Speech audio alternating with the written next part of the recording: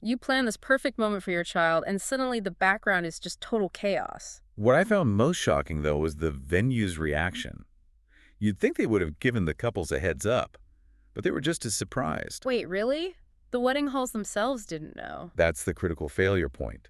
The venues are claiming the Seoul city government gave them zero heads up before they issued the permit for the concert. That seems like a massive communication breakdown. How do you approve a 200,000 person event in a business district and not, I don't know, send an email to the businesses on that street? It really speaks to priorities, I think. This was probably a decision made at the macro level. The agency, the city planners, they're looking at the big picture. Right, soft power. BTS is a national asset. Exactly. Their return is a boost for tourism, for the economy, for national morale. In their eyes, the global benefit outweighed the local inconvenience. But they forgot that the local inconvenience is actually a financial disaster for these specific families. Yeah.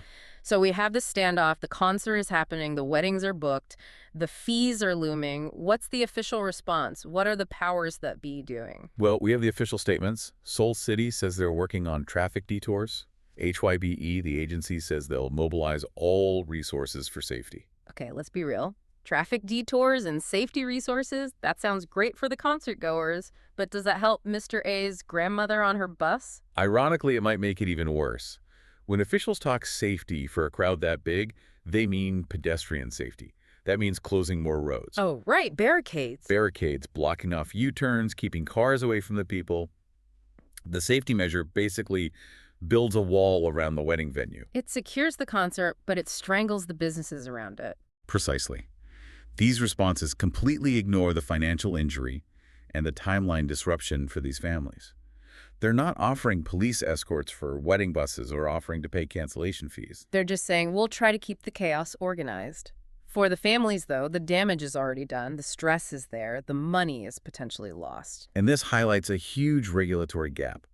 The source material points out that our current consumer protection laws just don't account for this kind of thing. A surprise, mega event. We have laws for fires, for illness, but not for when your neighborhood suddenly becomes a festival ground with 2 months' notice. Exactly. It's just such a tricky situation. As a fan, you want this concert, you want the celebration.